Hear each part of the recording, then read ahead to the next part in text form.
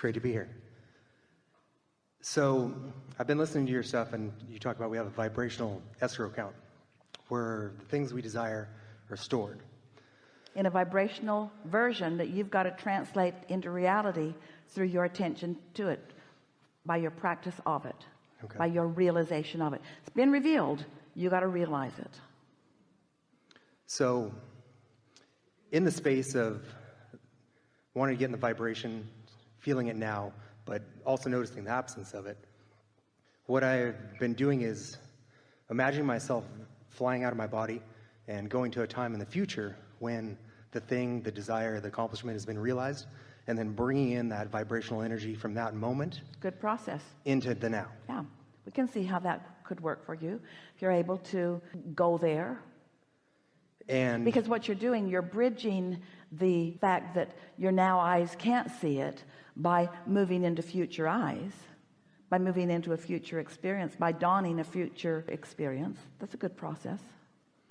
And then bringing in those energies into the moment, and you talk about the 68 seconds. Because it doesn't matter whether you are focused upon the past or the present or the future, you're doing it now. So as you are envisioning something that you want, you are activating it in your now, which is now bringing it to your now. But the question is, and it's what we've been dancing around with here today, is as long as that visualization is not making you say, wait a minute, it's not here. In other words, if the visualization is strong enough, then that balance will tip on the fulcrum. It will. So bringing those energies in the moment and then bringing it into now, it creates like this sweet spot for me vibrationally. See, we want to say something to you that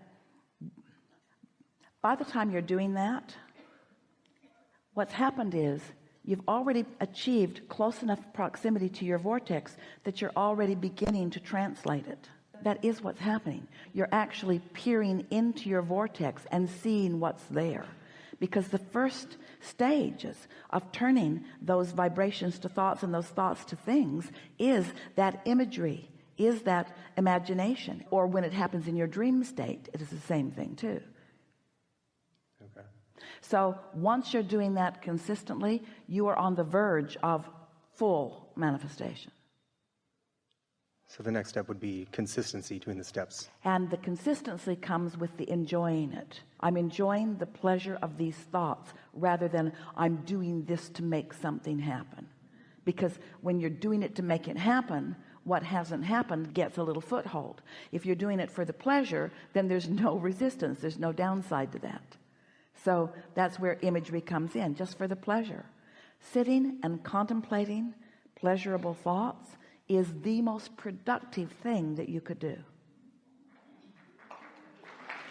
Okay.